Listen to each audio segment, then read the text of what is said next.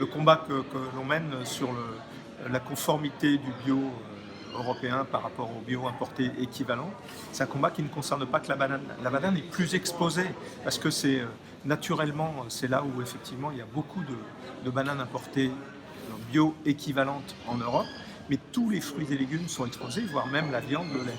Et quand on a donc, du coup refait émerger ce combat-là, on a tout de suite eu spontanément un certain nombre de ralliements, dont FELCOP, qui est la Fédération des fruits et légumes en France, des coopératives, la Fédération des coopératives italiennes, la Fédération des coopératives espagnoles et une des grosses coopératives belges. Parce que le problème, il est sur les produits européens, qu'ils soient bio ou conventionnels, puisque le fait d'avoir des produits bio importés équivalents fait que ces produits-là sont produits dans des conditions différentes en matière phytosanitaire et sociale, et du coup va arriver à des coûts moindres, et le prix de vente du coup de ces produits-là ne permettra pas aux produits européens de produire, aux producteurs européens de produire de façon rentable.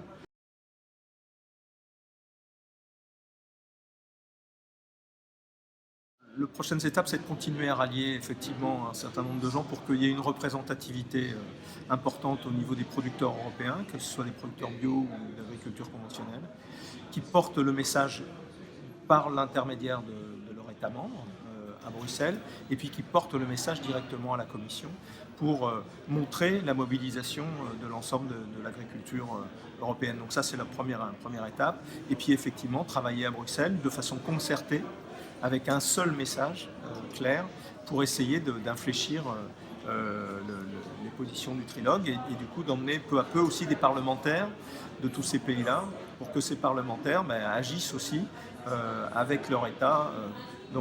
Puisque le trilogue, c'est les parlementaires, le Conseil de l'agriculture, les ministres de l'agriculture et la Commission. La Commission est favorable à la conformité.